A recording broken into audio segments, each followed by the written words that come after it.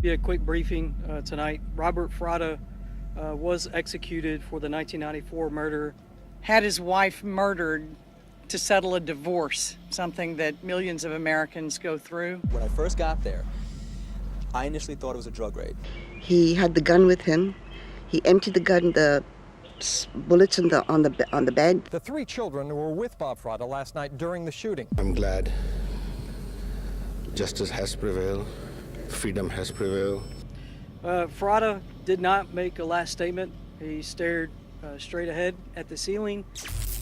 Background: the case of Robert Alan Frada revolves around a tragic and calculated slaying that occurred almost 3 decades ago. On November 9, 1994, Frada's estranged wife, Farah, was brutally shot and slayed in the garage of her residence in Atascocita, a Houston suburb. This heinous act took place while Frada had taken their 3 children to attend church classes. The investigation revealed a chilling motive. Frada, then a public safety officer for the Missouri City suburb of Houston, was embroiled in a bitter divorce and custody battle with Farah. Prosecutors contended that amidst this tumultuous legal struggle, Frada orchestrated a slaying-for-hire plot to eliminate his wife. Court documents assert that he persistently expressed a desire to witness Farah's demise and even went so far as to inquire among acquaintances if they knew of anyone who would carry out the grim act. If she would have acted differently, if she would have acted differently, To $1,000 and a car. I saw everything taped off, and I thought I saw Farah. Ultimately, a middleman named Joseph Pristosh was recruited, who then hired the actual shooter, Howard Guidry. Both Pristosh and Guidry were also sentenced to demise for their roles in the slaying. Throughout the long legal proceedings, Frada has maintained his innocence. Despite the compelling evidence presented by prosecutors and the conviction of the other individuals involved, Frada has consistently denied any involvement in his wife's tragic demise. This steadfast proclamation of innocence has been a central aspect of his defense strategy. Now, after nearly 30 years of legal battles, Robert Alan Frada is scheduled to face the ultimate penalty for his alleged role in orchestrating his wife's slaying. The state of Texas has set a date for his ending, which is to be carried out by lethal injection at the Huntsville State Penitentiary. This brings the case to a somber and final chapter, marking the culmination of a lengthy and harrowing legal saga. Hypnosis. Robert Alan Frada's attorneys are making a crucial plea to the U.S. Supreme Court in a last-ditch effort to halt his scheduled ending. They are contending that prosecutors failed to disclose vital evidence concerning a witness who underwent hypnosis by investigators during the initial investigation. According to Frada's legal team, this hypnosis significantly impacted the witness's memory and testimony. Initially, she stated that she saw 2 men at the slaying scene, along with a getaway driver. However, after the hypnosis sessions, her recollection changed and she provided testimony that aligned with the prosecution's theory of the case, implicating Frada as one of the 2 men directly involved in the slaying. Frada's attorneys argue that this undisclosed information would have fundamentally undermined the state's case. He's lying. He's been lying all night. I mean, y'all ask him about calling the attorney. Who's your attorney? He doesn't even have an attorney. Was already engaged to somebody from England, and yet she still kept pursuing me knowing I was dating other women. awful. Like, I don't even know how to put it really into words, how much anger I have for her right now. But if it was different...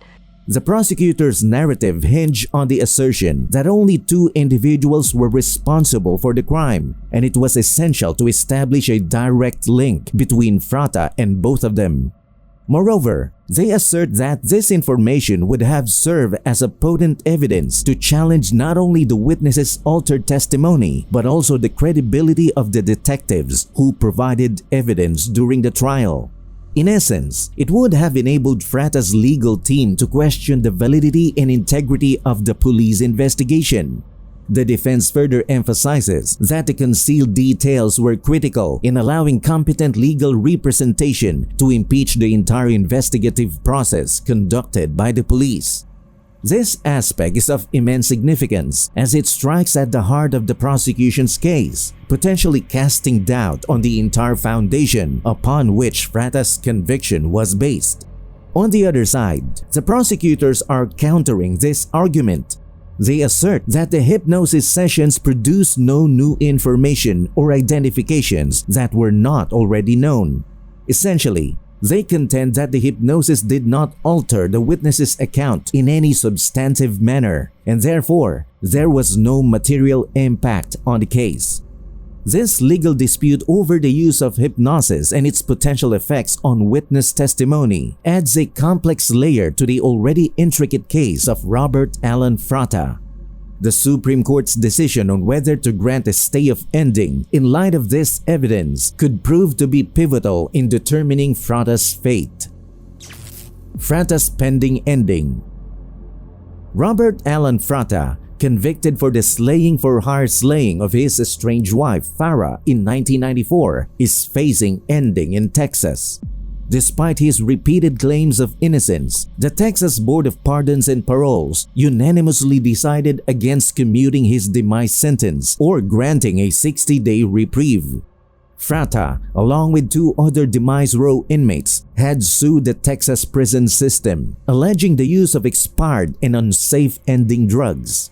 However, on January 4, the Texas Court of Criminal Appeals prohibited a civil court judge from issuing any orders in the lawsuit, with a hearing scheduled for Tuesday. The Texas Department of Criminal Justice maintains that all lethal injection drugs are within their designated use dates and have been rigorously tested. It was a premeditated crime. According to family members, usually he takes the children to dinner. Their names are Howard Guidry and Joseph Price-Dash. Neither has an execution date. Fratta's case has seen several twists. Initially sentenced to demise in 1996, a federal judge later overturned his conviction due to the inclusion of confessions from his co-conspirators, which were deemed inadmissible. Fratta was retried in 2009 and subsequently resentenced to demise. If the ending proceeds as planned, Fratta will be the second inmate executed in the US in 2023 and the first in Texas this year.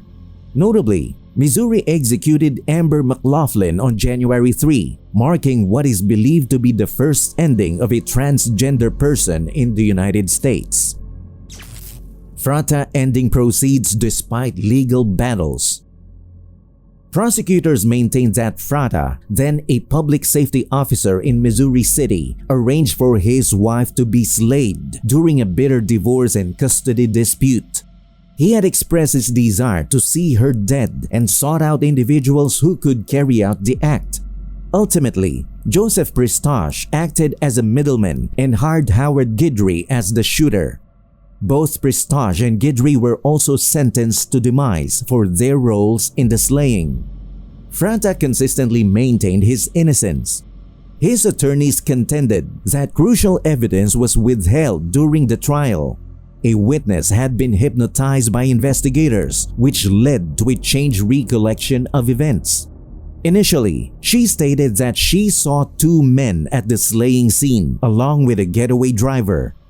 This revelation could have undermined the state's case, which depended on the narrative of 2 men committing the act and linking Fratta to both. Despite these claims, prosecutors argued that the hypnosis did not yield any new information or identifications. We're not allowed to make any calls. I mean, I thought they might have had a tape somewhere in the room. I kept saying into the tape what time it was, and I want to call an attorney. Maybe I'd have even the slightest bit of respect for her for owning up to it and saying, hey, I should go to the cops. Fratta's legal team also raised concerns about the use of expired and unsafe ending drugs, but the Texas Board of Pardons and Paroles unanimously declined to commute his demise sentence or grant a reprieve. Robert Alan Fratta's ending in Texas proceeded as scheduled despite a last-minute legal battle. Frata's lawyers had appealed to the U.S. Supreme Court, claiming that the crucial evidence was withheld during the trial. They argued that a witness had been hypnotized by investigators, leading to a changed recollection of the slaying scene. Initially, she stated seeing 2 men and a getaway driver, but later changed her account. The defense asserted that this revelation could have significantly weakened the state's case, which hinged on the involvement of only 2 men. They argued that it could have also undermined the connection between Frata and the crime. However, prosecutors contended that the hypnosis did not yield any new information or identification.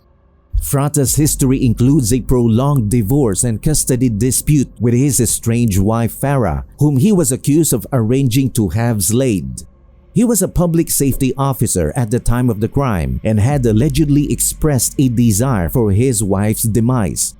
A middleman, Joseph Pristash, facilitated the hiring of the shooter, Howard Guidry. All 3 were sentenced to demise for their roles in the slaying for hire plot. Beyond the dispute surrounding the hypnosis evidence, Frata was one of 4 Texas demise row inmates involved in a lawsuit against the use of what they deemed to be expired and unsafe ending drugs. Despite initial uncertainty due to a temporary injunction issued by a civil court judge, the ending proceeded after the Texas Court of Criminal Appeals overturned the injunction. I was going to actually walk up to her and joke, "Oh, what do you got, a drug raid going on here?" That'll be justice for me. I know for myself he's gone. One of them was here tonight. Frata never apologized. Want to cook for me, clean for me, do my clothes for me. I'm like, this woman's wonderful. So, and then the suspect was seen hiding by a tree. Frata's legal journey has been tumultuous. His first demise sentence in 1996 was overturned by a federal judge who deemed that confessions from his co-conspirators should not have been admitted as evidence. In 2009, Frata was retired and once again sentenced to demise. The Texas Board of Pardons and Paroles unanimously decided against commuting Frata's sentence or granting a 60-day reprieve. His ending marked the first in Texas and the second in the US in 2023. 8 more endings are scheduled in Texas later this year. That's all for this video, folks. See you next time.